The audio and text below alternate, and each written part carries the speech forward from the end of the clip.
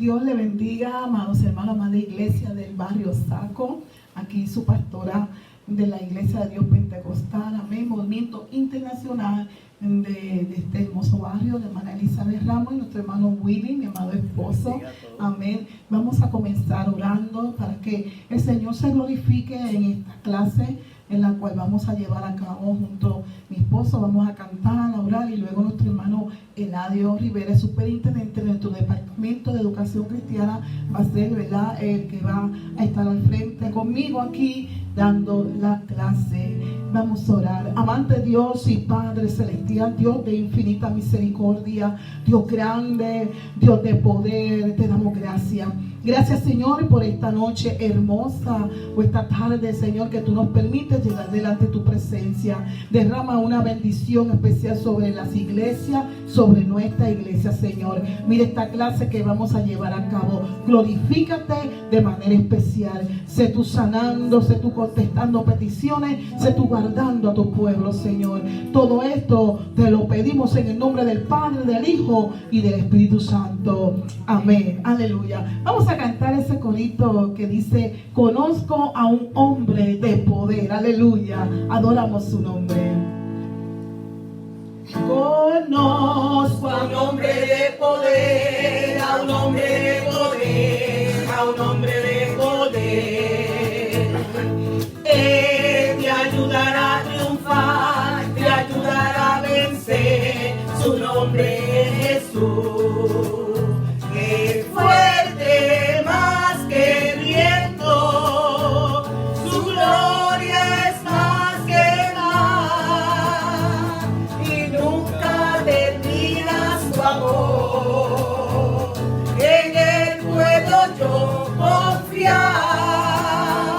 Es fuerte más que el viento, su gloria es más que el mar, y nunca termina su amor.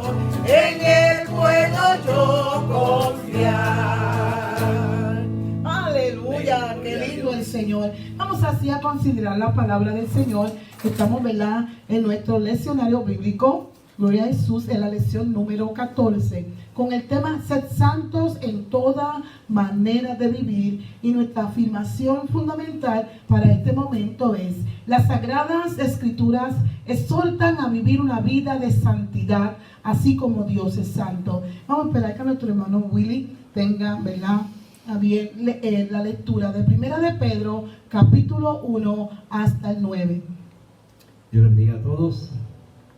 Leemos la palabra en el nombre del Padre, del Hijo y del Espíritu Santo. Amén. Pedro, apóstol de Jesucristo, y los expatriados de la dispersión en la Ponto, Galacia, Capadocia, Asia y Bitinia, elegido según la presencia de Dios Padre en santificación del Espíritu, para obedecer y ser rociado con la sangre de Jesucristo. Gracia y paz os sean multiplicados. Bendito el Dios y Padre de nuestro Señor Jesucristo, que según su grande misericordia nos hizo renacer para una esperanza viva por la resurrección de Jesucristo de los muertos, para una herencia incorruptible, incontaminable, inmerecible, reservada en los cielos para vosotros, que sois guardados por el poder de Dios mediante la fe, para alcanzar la salvación que está preparado para ser manifestada en el tiempo postrero, en el cual vosotros os alegráis, aunque ahora por un poco de tiempo, si es necesario, tengáis que ser afligido en diversas pruebas, para que someta a prueba vuestra fe, mucho más preciosa que el oro, el cual, aunque perecedero, se prueba con fuego, sea hallado en alabanza, gloria y honra cuando sea manifestado Jesucristo, a quien amáis sin haberle visto, en quien creyendo, aunque ahora no lo veéis, os alegréis con gozo inefable y glorioso, obteniendo el fin de vuestra fe, que es la salvación de vuestras almas. Qué lindo Que el Señor sea Señor. bendecido. Amén. Amén. Dios te bendiga, Willy. Vamos así a tener a nuestro hermano Eladio, gloria al nombre del Señor, que nos acompañe en estos momentos. Dios te bendiga, amado. Amén. Gloria en nombre del Señor. Dios le bendiga a nuestro hermano Eladio, amén. Qué bueno que está con nosotros en esta preciosa tarde. Amén, Dios les bendiga mucho. Aquí estamos por la gracia y la misericordia de Dios para compartirle esta preciosa lección bíblica. Amén, amén. Qué bueno el Señor. Así que vamos a hacer, ¿verdad? Pues esta clase interesante, gloria al nombre del Señor, porque nuestro hermano Eladio, ¿verdad? Es superintendente del Departamento de Educación Cristiana y Familia, también es maestro, amén, y conocedor de este tema, ¿verdad? Bastante amplio. Y es interesante que nosotros podamos compartir esta palabra. Quisiera pues leer la introducción y luego pues pasaremos a las preguntas. Tengo bastantes preguntas para usted. ¿Está preparado? Bueno, vamos a ver hasta dónde llega, hasta dónde el Señor nos ayude. Amén, gloria al nombre del Señor. Así que voy a leer un poquito de introducción, aleluya, y luego entonces pues la escribí por aquí, esta introducción, y vamos a, sin prisa, vamos a ver, amén, cómo el Señor nos ayuda en este tema tan hermoso. Ver la preocupación de Pedro en ese tiempo de que la iglesia conociera de este tema tan interesante. Amén. Dice aquí que esta lección es la primera carta del apóstol Pedro a los creyentes gentiles que vivían como extranjeros en la región que hoy se constituye como la Turquía moderna. El apóstol Pedro les exhorta a vivir una vida de separación con temor y temblor. Dice que después de todo es un tiempo corto de predicación, porque él, ¿verdad? Cuando vamos a Levítico capítulo 11, verso 44, él recalca mucho sobre la santidad, ¿verdad? Y entonces, al recalcar en la santidad, Pedro estaba pues preocupado, ¿verdad? Y quería encargarse, gloria al nombre del Señor, que la iglesia, los creyentes, los gentiles, tuvieran a bien conocer este tema tan profundo de la importancia de vivir en santidad. Amén. Así que vamos a la primera pregunta que le tengo por aquí, ya que pasamos la introducción, ¿verdad? Y vamos a ir a los principios. ¿Por qué Pedro escribió esta carta y a quién se la escribió? El apóstol Pedro le escribe esta carta a 5 provincias romanas, ubicadas, como se dijo en la introducción, en lo que se conoce como la Turquía moderna. Él menciona Ponto, Galacia, Capadocia, Asia y Bitinia, esas 5 provincias romanas.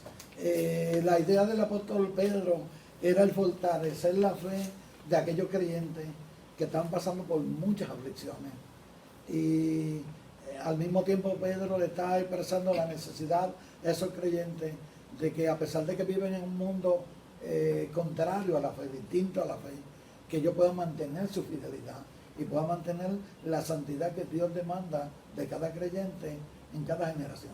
Qué lindo, ¿verdad? Entonces, Manuel Eladio, quiere decir que la lección de hoy está está adecuada para el tiempo que estamos viviendo ahora mismo. Eso es correcto porque los hermanos de esa área donde le escribe Pedro estaban siendo afligidos por una prueba distinta a las de nosotros. En el caso de ellos estaban posiblemente expatriados por causa de su fe, porque había persecución en sus áreas, en sus áreas de donde ellos vivían, residían, y tuvieron que emigrar y vivir como extraños, como extranjeros, en provincias romanas distintas. En el caso de nosotros, pues es todo lo contrario. Ellos estaban expatriados y nosotros estamos En nuestra patria. En nuestra patria, pero estamos guardados sin poder salir. O sea, son dos aflicciones distintas, pero sigue siendo el mismo concepto de una aflicción, de un problema mayor que está fuera del alcance de nosotros, el poder resolverlo, que nos afecta a nosotros, pero que tenemos que aprender a depender de Dios. Sí, amén, qué lindo, ¿verdad? Pues quiere decir que, ¿verdad? Cuando se habla de aflicción, de sufrimiento, no importa cuál sea, los de ellos eran un sufrimiento muy diferente y nosotros estamos pasándola también, ¿verdad? Y el Señor nos va a ayudar a que nuestra fe se aumente y que podamos confiar en que Él nos va a ayudar en esta situación, amén. Claro que sí. Amén. Así que, ¿para qué tiempo él escribió esa carta? Pedro le escribe más o menos para los años entre 62 y 64, quizás 6 u 8 años antes de la devastación, de la destrucción de Jerusalén. Pero más o menos estamos hablando de entre los años 62 y 64 de nuestra era cristiana. Amén. Eso es importante, ¿verdad? Que nosotros pues veamos, ¿verdad? Que los tiempos en que se escribía, gloria al nombre del Señor, y qué personaje era Pedro, porque Pedro sí tiene una historia. ¿Quién era Pedro? Bueno, yo creo que a Pedro lo conoce todo el mundo, porque Pedro era uno de los 3 discípulos que componían el círculo íntimo de Jesús. Jesús tenía 12 discípulos, pero habían 3 discípulos que componían un círculo íntimo que en momentos particulares Cristo quería hacer una revelación especial y se la hacía a ellos. Y Pedro, aparte de que era uno de los 3 del círculo íntimo, era el más intrépido, era el que sobresalía, era el que siempre preguntaba. Era el que tenía un temperamento que no se podía estar quieto. Pedro no podía guardar absolutamente nada, fue el que también negó al Señor, pero que Cristo lo restauró. Ese discípulo que sobresale sobre los demás discípulos en todo el panorama de los evangelios, Pedro sobresale sobre los demás.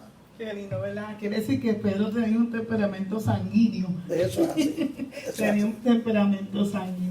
Así que en la lección, ¿verdad? Mientras nuestro hermano Willy estaba leyendo, dice aquí, ¿verdad? Ya usted habló que Pedro le hablaba a los expatriados, a esta gente que estaba en una dispersión, ¿verdad? Estaban sufriendo, y, ¿verdad? Del Ponto, de la Galacia, de Capadocia, Asia y Bitinia.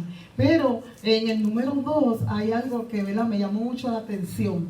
Ese versículo del número 2 que empieza, elegido según la presciencia. Yo quiero, ¿verdad?, que usted me hable esto y me explique qué significa ser elegido según la presciencia de Dios. Pues la presciencia de Dios no es otra cosa que el conocimiento adelantado de Dios. O sea, Dios conoce los eventos desde antes de nosotros tenerlos. En el Salmo 139 dice el salmista que antes de que la palabra esté en mi lengua, tú, Señor, ya la sabes. Dios conoce de antemano cuáles son nuestras decisiones. Pastora, esto es tan sencillo, o sea, lo podemos hacer tan difícil y es tan sencillo.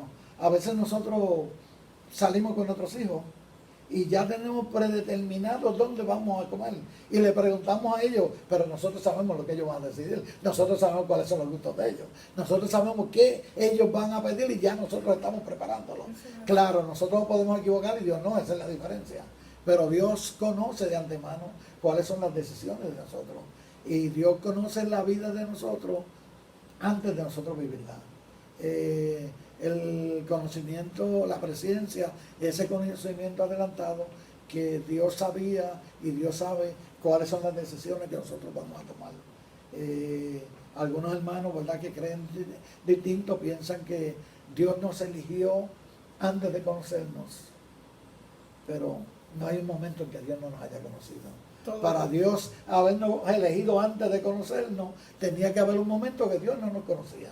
O sea, la presciencia tiene que preceder a la elección. O sea, la elección en el capítulo 9 de Romanos, nosotros vamos a ver cómo Dios eligió y sabemos que eso está dentro de la soberanía de Dios. Pero en este capítulo, en este versículo particular, no solamente nos dice que nos eligió, sino que nos dice cómo nos eligió. Nos eligió por su presencia. Eso concuerda totalmente con Romanos capítulo 8, versículo 29. En el versículo 29 de Romanos capítulo 8 también nos escribe el apóstol Pablo y dice: porque a los que antes conoció, también los predestinó para que fuesen hechos conforme a la imagen de su Hijo. Antes nos conoció, entonces nos predestinó. Ese es un tema bien Profundo, bien muy profundo. Profundo, hermano Eladio, porque tenemos, ¿verdad? Algunas, ¿verdad? Hay personas que tienen dudas de esta predestinación, ¿verdad? De la elección que Dios ha hecho. Y yo, pues, quiero preguntarle, ¿verdad? Porque hay personas que piensan que si han sido elegidos, han sido predestinados, pues no importa lo que ellos puedan vivir en su vida, no importa que no haya en ellos esa santificación en su vida, esa búsqueda de Dios, no hay que hacer mucho para decir como quiera, yo estoy salvo y sea yo creo en Dios y ya yo acepté al Señor y mi salvación está segura. Entonces, ¿cómo usted me puede explicar eso para que muchos hermanos y amigos que están aquí, ¿verdad? Al pendiente de esta palabra y que a veces se tiene muchos creen que sí son elegidos y somos elegidos, pero hay algo que nos hace a nosotros quizás dudar, ¿verdad? De esa seguridad que tiene la gente de salvación.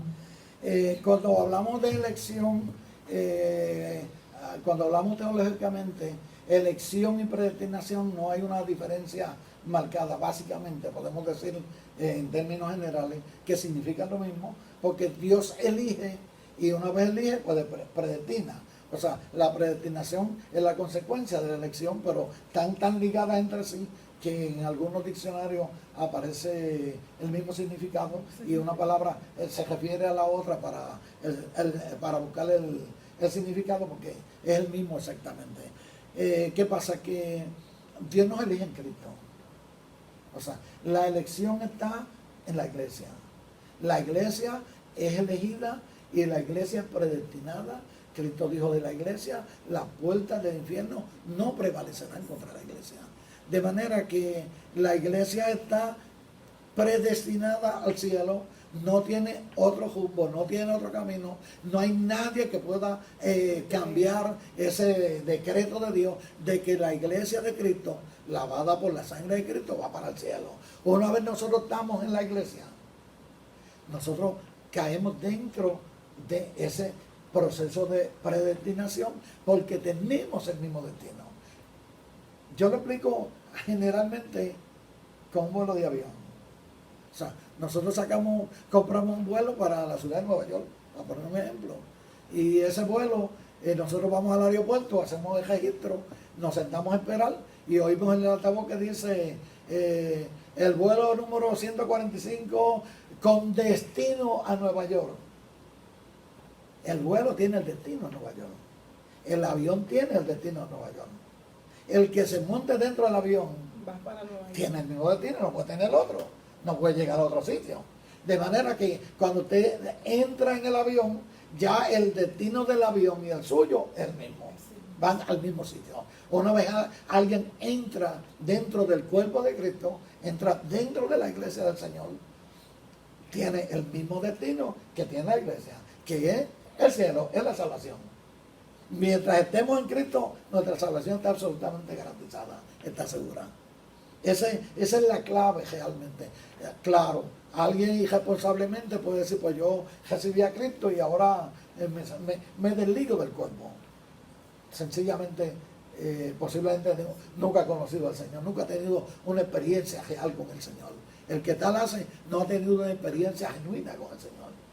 El que ha tenido una experiencia genuina con el Señor sabe que tiene que permanecer, como dijo Cristo en el capítulo 15 el Evangelio de Juan, que la vid y los pámpanos tienen que estar unidos. Y si nosotros separamos los pámpanos de la vid, están muertos. Gloria al nombre del Señor. Qué lindo. Amén. Buena explicación, ¿verdad? Para que aquellos que, ¿verdad?, duden, ¿verdad? Sabemos que el Señor, si usted se monta en el avión destino al cielo, usted va para el cielo.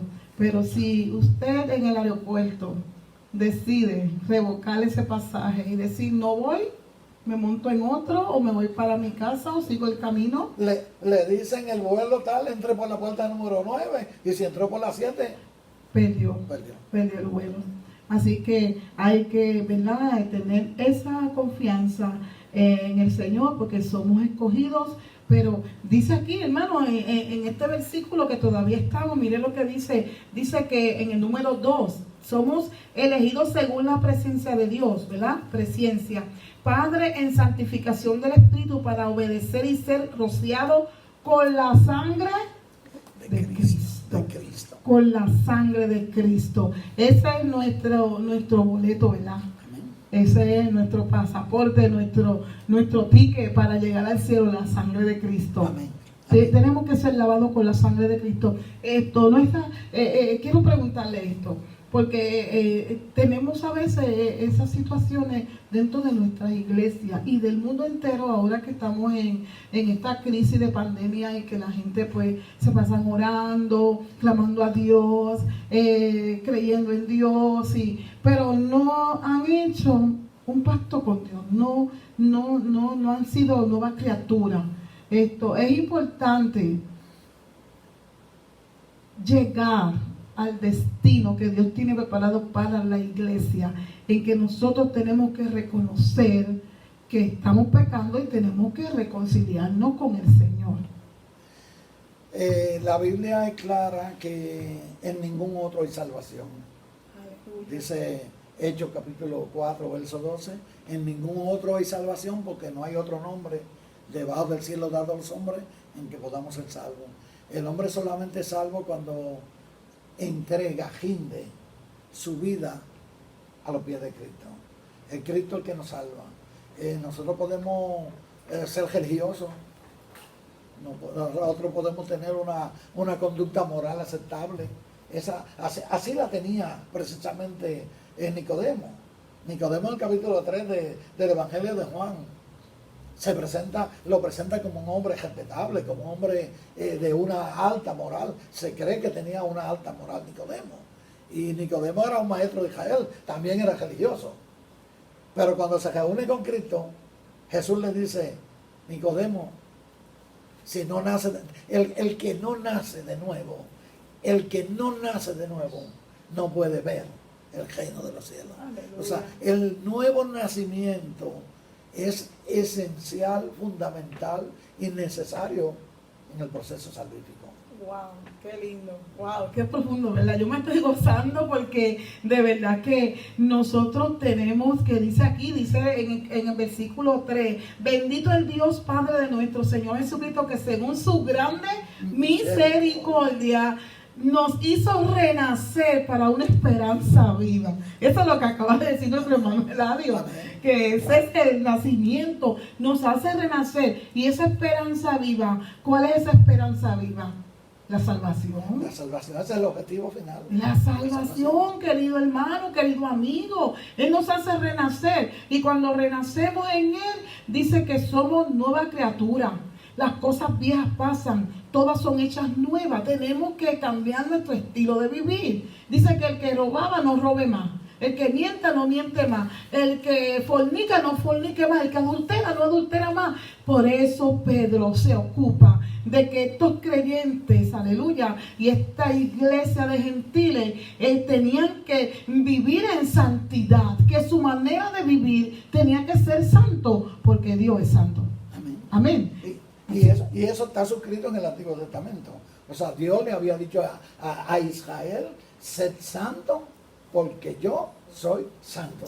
Qué lindo el Señor, se lo dijo, ¿verdad? En Levítico capítulo 11, verso 44, dice aquí, porque yo soy Jehová vuestro Dios, vosotros por tanto os santificaréis y seréis santos, porque yo soy santo, dice Jehová. Qué lindo el Señor. Así que le tengo otra pregunta. Hablamos sobre los escogidos, los predestinados, aleluya, tema que me gusta mucho, amén. Y explícame eso sobre la adopción, ¿verdad? Porque cuando vemos la adopción, casi todo el mundo entiende lo que es adopción, ¿verdad? En cuestión de lo secular. Lo secular. Pero ¿qué es la adopción esa que se habla espiritual? Bueno, la adopción esa que se llama espiritual, que llamamos, yo la veo por primera vez en Evangelio según San Juan, en el capítulo 1, el versículo 12. De hecho, el versículo 11 dice que, hablando de Cristo, a los suyos vino y los suyos no le recibieron. Pero el versículo 13 dice, mas a todos los que le recibieron, a los que creen en su nombre, les dio autoridad, en otra versión dice potestad, de ser hechos hijos de Dios. La adopción es el proceso donde Dios nos recibe como hijos y nosotros ingresamos en la familia de Dios.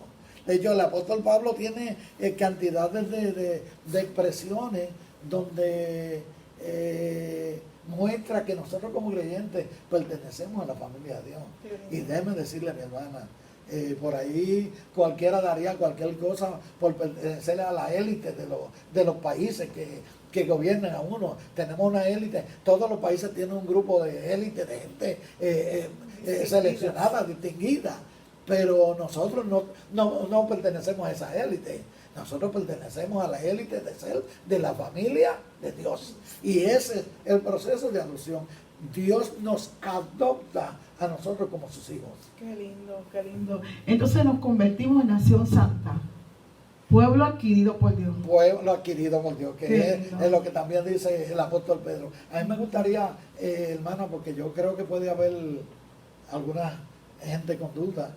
Y hay gente que piensa que los santos, yo cuando era pequeño, mi papá me decía que los santos eran los que estaban pegados en la iglesia, así, en ¿verdad?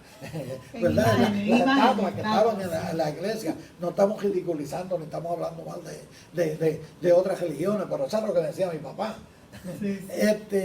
Pero cuando hablamos de santidad debemos de especificar, de ser específico, que la santificación tiene dos etapas, dos procesos. El proceso inicial, el separarnos del pecado, el vivir apartados del pecado. Pablo en un momento dado le dice a una de las iglesias que ustedes eran antes fornicarios, y eran idólatras, y eran mentirosos, y otras cosas más, ¿verdad? Pero que estos eran antes, pero que ahora ya no lo somos. O sea que la santificación lo que representa es que nosotros en primer lugar nos separamos del pecado y en segundo lugar nos dedicamos a Dios. O sea, para que haya santificación tiene que haber separación del pecado y tiene que haber dedicación a Dios. Yo conozco cantidad de gente que dicen que son creyentes. Yo no estoy aquí para cuestionar lo que cada cual sea, lo que cada cual crea decir. Pero dicen que son creyentes, pero su vida no está dedicada a Dios. No le dan servicio a Dios.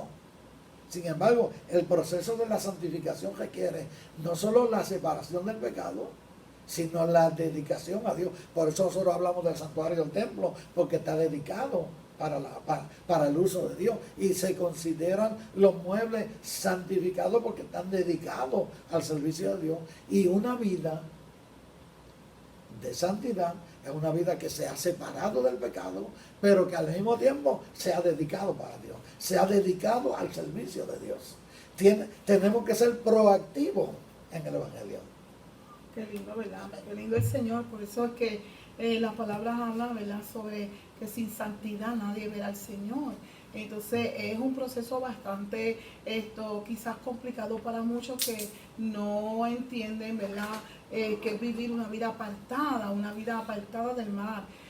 gloria al nombre del Señor. Y a veces la gente me ve a mí de años y me conocen y me dice, todavía tú estás ahí. Y yo digo, y seguiré estando, amén. No se hace difícil servir al Señor porque el mundo trae cosas, atracciones y la carne también es débil. Pero cuando nosotros nos centramos en nuestra vida, en nuestro corazón, a apartarnos y a buscar a Dios y a saber que lo que Dios le agrada y lo que Él quiere en la vida del ser humano, yo le digo que es una satisfacción grande uno vivir apartado del pecado. Dice la palabra, ¿verdad? Y dice el Señor en su palabra, el que quiera seguir en pos de mí, ¿verdad? Dice, tome su cruz, ¿verdad? Y niéguese a sí mismo y sígame. ¿Sabe? Y cuando hablamos de cruz, estamos hablando de aflicciones, de no decir no a las cosas que son pasajeras o quizás en el momento dado son un deleite, pero nos trae consecuencias. ¿Cuánta gente yo he conocido que los deleites de la vida lo ha llevado a la muerte, a la tristeza, a la desolación? Así que el asunto de Pedro aquí, hermano Eladio, es que él quería que la iglesia se mantuviera en santidad. Amén. Se estuviera en santidad. En medio de un mundo que corrupto totalmente.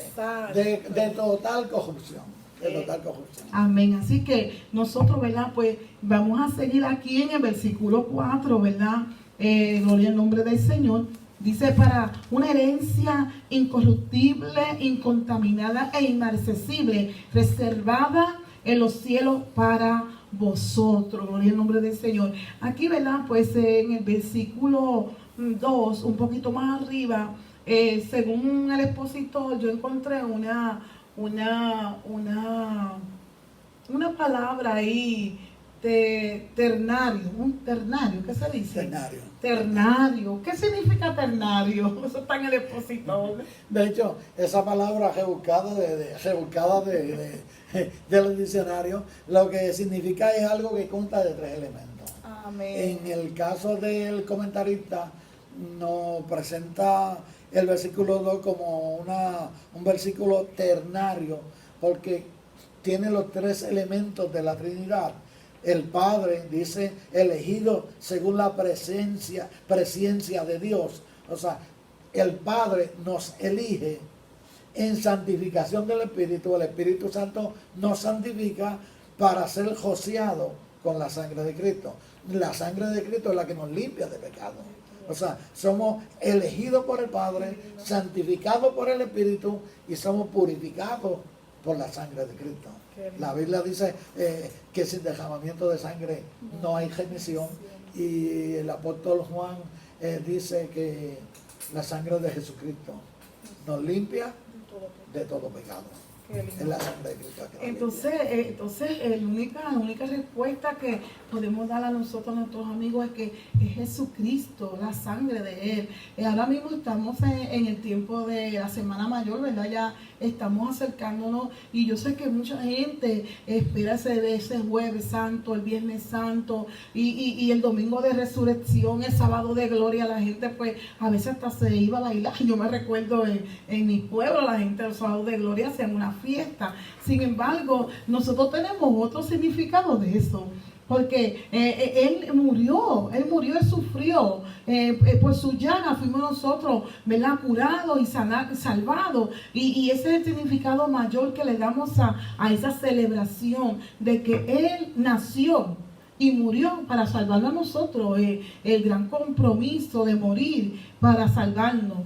Amén. Y nosotros como agradecimiento a Dios, ¿verdad? Pues estamos sirviéndole al Señor, porque estamos recibiendo de Él la salvación, la que necesitamos, porque sin Dios no se puede vivir. Amén. Así que vamos a hacerle otra pregunta, ¿verdad? ¿Cuándo se recibe esa regeneración? Porque hay personas que no entienden esto, cómo yo puedo ser regenerado.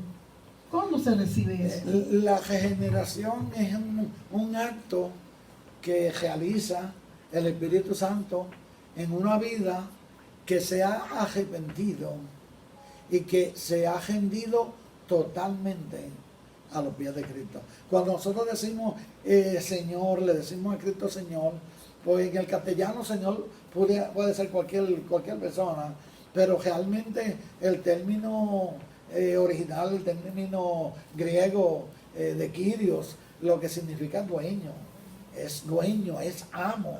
El Señor le llamaban los esclavos a sus amos. Era la manera de llamarle. Y realmente eso es lo que representa, que la vida de una persona tiene que producirse el arrepentimiento, que es parte de lo que Dios hace en nosotros.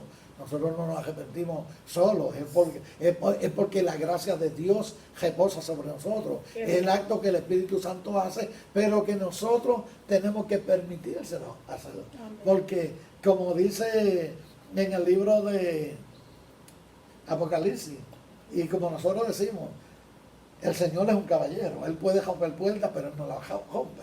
Él a una iglesia dice, yo estoy a la puerta y llamo, si alguien abre, yo entro a Él. El enemigo no espera que abran, el enemigo viene rompiendo puertas, pero Cristo viene tocando puertas.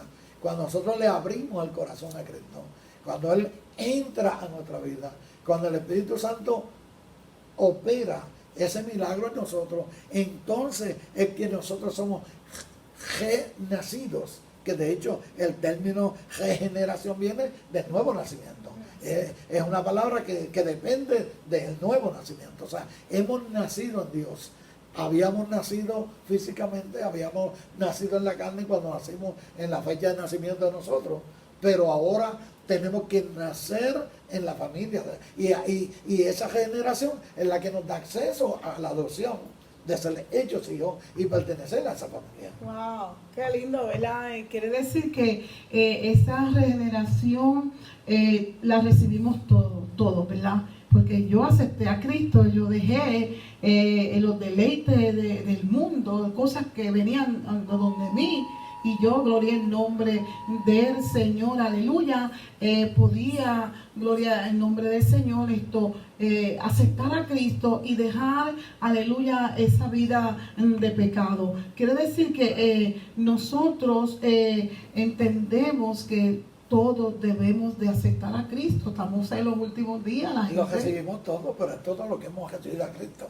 O sea, no, yo sé que usted lo dijo, yo sé que usted sabe lo que está diciendo, pero quiero aclararlo para que lo diga. Ya lo recibimos todos, sí, todo lo que hemos recibido a Cristo. Todo lo que hemos recibido. Por eso usted dice que Él toca la puerta, ¿sabe? Entonces a todo el mundo Dios le toca la puerta, a todos.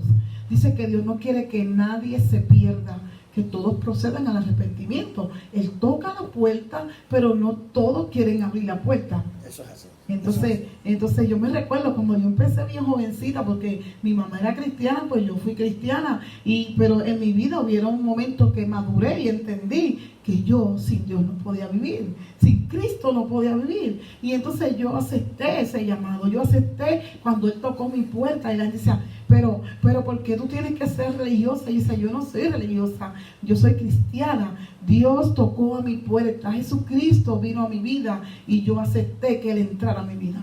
Dios usa distintos medios para tocar la puerta. Un mensaje predicado es un tocar de Dios a la puerta de un pecador.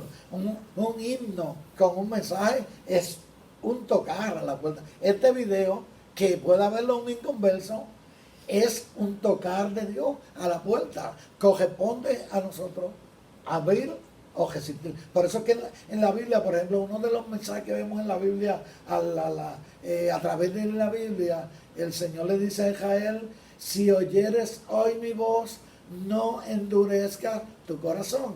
Porque a veces nosotros endurecemos el corazón. Y cuando endurecemos el corazón, Dios pasa de largo. Si se nos puede, perdonando la expresión, ¿verdad? Pasa de largo quiere decir que Dios no forza el corazón. Dios no obliga a la persona. Por eso la palabra dice que muchos son los llamados y pocos los escogidos. Porque muchos Dios llama y pocos son los que dejan, ¿verdad? Muchos no quieren escuchar la voz, no quieren cambiar su estilo de vida, y a veces necesitan al Señor, necesitan un cambio, necesitan a Cristo, necesitan tener el gozo de la salvación, porque esto trae gozo, trae paz, claro, trae alegría, claro, trae amor, quita el enojo, seguridad, y la gente no quiere eso, están inseguras y confían en el hombre, confían en la familia y dicen, no, primero la familia. Claro que Dios hizo primero la familia, familia, pero Dios es primero que sobre todas las cosas. Y ahí es que nosotros, ¿verdad? Tenemos que, amigo querido y iglesia, aleluya, estar parados en la brecha, pensando en que nuestra redención está cerca y que Jesucristo quiere salvarnos, quiere salvar a su pueblo.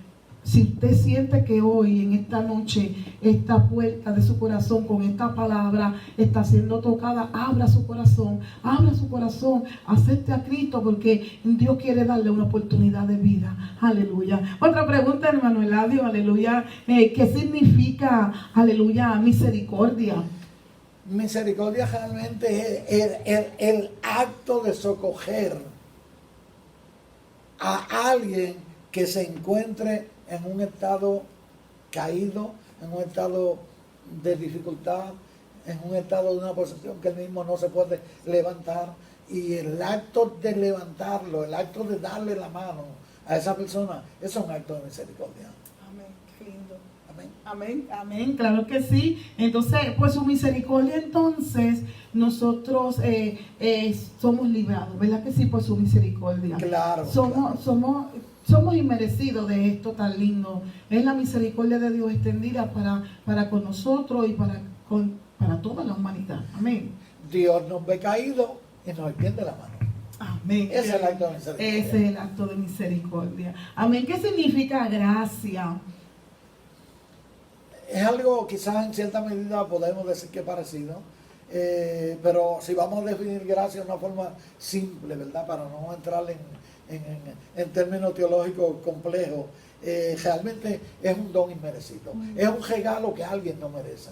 Es algo que se da simplemente porque se desea dar, porque se quiere dar, pero que la persona no lo merece, no lo ganó, no lo va a pagar y no esperamos recompensa por eso. Simplemente es un desprendimiento de dar un favor a alguien que no lo merece, que es exactamente lo que Dios hizo con nosotros. Qué lindo, qué lindo. Entonces, por gracia somos salvos. Por su Porque gracia. no nos merecemos, nosotros todos somos pecadores. La única diferencia de un pecador arrepentido es que se confesó ante Dios su pecado y Jesucristo a través de su sangre ha perdonado. Y esa es la posición de la iglesia, esa es la posición de los santos. No es que usted tenga unas alitas y que tenga una aureola y ande por ahí creyendo que está en el aire. Nosotros tenemos los pies en la tierra, pero nuestra mirada, nuestro corazón está en las cosas de arriba. Está en la palabra del Señor, está en la oración, está en la búsqueda del Señor, aleluya. ¿Y quién produjo en nosotros el creer? Porque yo le digo una cosa, a veces yo me recuerdo, yo era pequeña, mi mamá dijo, te tienes que convertir. Yo, pero ¿por qué me voy a convertir? ¿A qué me voy a convertir? Yo no entendía qué era esa palabra, pero algo produjo en mí el creer. Que yo lo sé, yo le estoy preguntando algo que, ¿verdad? Pero yo quiero que para que se beneficien los hermanos que están escuchando, gloria el nombre del Señor, aleluya. ¿Quién produjo en nosotros el creer?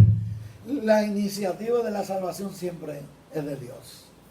Dios el que produce en nosotros el querer como el hacer por su buena voluntad. Tristemente, muchas veces Dios produce en nosotros el hacer algo y nosotros no lo hacemos. Ahí es que fallamos. Pero realmente la iniciativa de el creer es absolutamente de Dios. Ahí es posible que alguien ni siquiera esté pensando en las cosas espirituales, sin embargo, vea incidentalmente este video porque Dios permitió que entrara ahí para que recibiera el mensaje y para que la gracia de Dios fuera efectiva en esa vida. Dios es el que produce, es el Espíritu Santo el que produce en nosotros el deseo. Nosotros somos seres malos por naturaleza, nacemos en pecado, somos pecadores, pertenecemos a una raza caída, pero Dios en su misericordia y por su gracia produce en nosotros el creer. Infunde en nosotros el creer. Muchas veces lo hace, como dije ahorita, por un estudio bíblico, por una predicación, por un testimonio personal, por un Dios le bendiga. De cualquier manera, con un simple tratado, Dios produce el creer en nosotros. Qué lindo que el Señor. Así que nos produce Él en nosotros el creer. Porque humanamente nosotros a veces no creemos, a veces, ¿verdad?, en nada, pero Dios produce en nosotros creer en Él. Aleluya. La santidad es necesaria. Es necesaria para vivir en santidad. Esa santidad en nosotros es necesaria. Pero ¿cómo yo puedo vivir en santidad? Nosotros vivimos es necesaria, obviamente. Hebreo capítulo 12, versículo 14 dice: amén. Seguir la paz con todo y la santidad, sin la cual nadie verá al Señor. Nosotros mantenemos la santidad por la fidelidad, por la dedicación. Ya habíamos explicado que la santificación es el proceso de separarnos del pecado, que envuelve el acto del Espíritu Santo, pero envuelve también la voluntad de nosotros, el que nosotros le permitamos a Dios hacerlo. Y de la misma manera, la dedicación es algo que Dios produce en nosotros, pero que nosotros tenemos que acceder, porque nosotros muchas veces endurecemos nuestro corazón, endurecemos nuestra mente y nuestro corazón, y tenemos que soltar ese corazón, rendírselo en su totalidad a Dios. Y una vez nosotros lo rendimos a Dios y nosotros nos preocupamos y nos ocupamos del Evangelio y de hacer la obra del Señor, estamos en ese camino de la santificación. Qué lindo. Entonces, la santidad es algo que nos va a nosotros a separar del pecado, ¿verdad, hermano? Claro. Nos va a separar. Esa es la primera etapa de la santidad. Amén. La separación La del pecado. separación. La segunda es la dedicación a Dios. Exacto, así que nos separamos del pecado y nos dedicamos a Dios. Por eso nosotros venimos a la casa del Señor, por eso nosotros adoramos su nombre, oramos y buscamos su presencia y le cantamos y le alabamos al Señor y sentimos esa presencia extraordinaria del Espíritu Santo. Esa es la dinámica de aquellos que son salvados por la sangre de Cristo. Aleluya. Tenemos muchas preguntas, hermano Eladio, y el tiempo está corriendo, ¿verdad? El tiempo está corriendo. Tendremos una recompensa al final de nuestra carrera en este mundo, y cuando no vamos a hablar del rapto de la iglesia, del arrebatamiento de la iglesia, eso es otro tema, pero hay una recompensa, hay una herencia para aquellos que son fieles a Dios. ¿Cuál es esa herencia? Ahí nos habla de esa herencia incorruptible, incontaminada, inmarcesible, reservada en los cielos. Cuando nosotros vamos a Juan capítulo 14, Cristo en Juan capítulo 14 dice: en la casa de mi Padre muchas moradas hay. Si así no fuera, yo os lo hubiera dicho. Voy pues a preparar lugar para vosotros. Y si me fuere, dice el versículo 3, y preparar el lugar, vendré otra vez y os tomaré a mí mismo, para que donde yo esté, vosotros también estéis. O sea que Cristo fue a preparar morada en el cielo, fue a preparar lugar en el cielo, y nosotros tenemos garantizada esa casita allá arriba. Qué lindo el Señor. Así que vengan pruebas, vengan dificultades, vengan aflicción, enfermedad. En nosotros todos lo podemos en Cristo, que nos fortalece, y estamos preparándonos, o estamos preparados, porque no sabemos, para esa recompensa, esa herencia de la vida eterna. Porque la Biblia habla de esperanza, amor y fe. Esperanza, amor y fe son tres virtudes esenciales en la vida de cada creyente. El capítulo 13 de Primera de Corintios termina precisamente hablando de ahora permanecen la fe, la esperanza y el amor.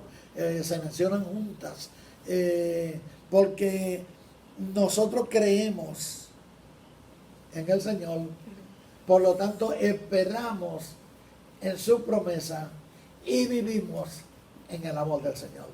O sea, sencillamente creemos. La fe es el creer en la palabra de Dios, el creer en lo que Dios ha prometido, el creer en lo que Dios nos ha dicho. Por lo tanto, tenemos la esperanza de una vida futura de salvación en el cielo, y para ello vivimos en amor los unos con los otros, en amor no fingido, en amor fraternal, como nos dice la lectura bíblica en 1 Pedro 1, que es la que estamos discutiendo en esta Qué lindo, tarde. el Señor. Gracias a nuestro hermano Eladio. Y vamos a terminar, el tiempo es oro, amén, y estábamos terminando ya, pero hay una preguntita que no me puedo ir sin ella. ¿Podemos nosotros estar seguros de nuestra salvación? Absolutamente, claro que sí. No solo podemos, sino que debemos de tener nosotros la seguridad de la salvación.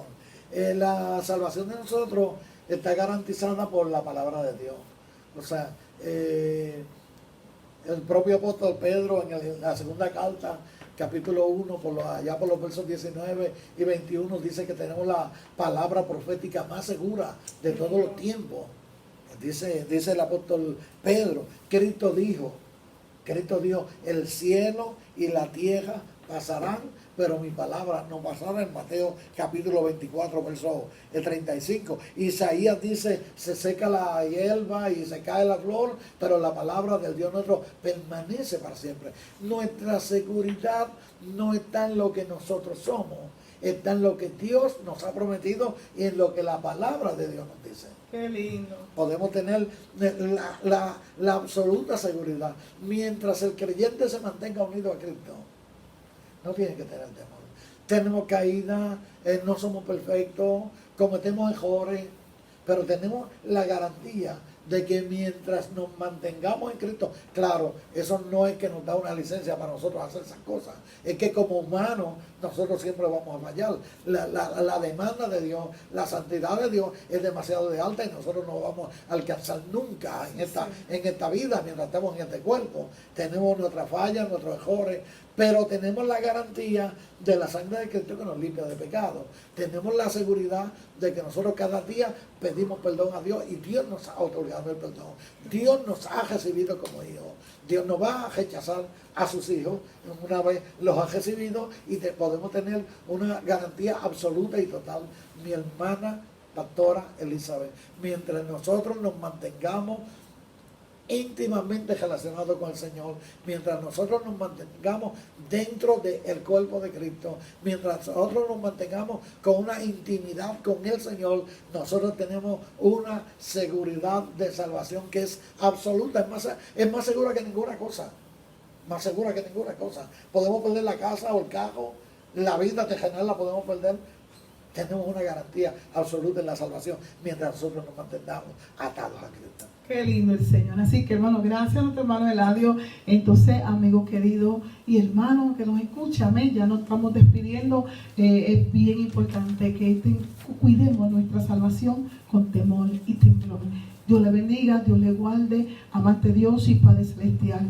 Te pedimos, Señor, por aquellos que están escuchando, Señor, en estos momentos, esta grabación. Bendícelo, derrama bendición que sobreabunde. Ahora te pedimos que nos despida, no de tu presencia, sino hasta nuestros respectivos hogares, con la bendición del Padre, del Hijo y del Espíritu Santo. Amén. Dios le bendiga a todos.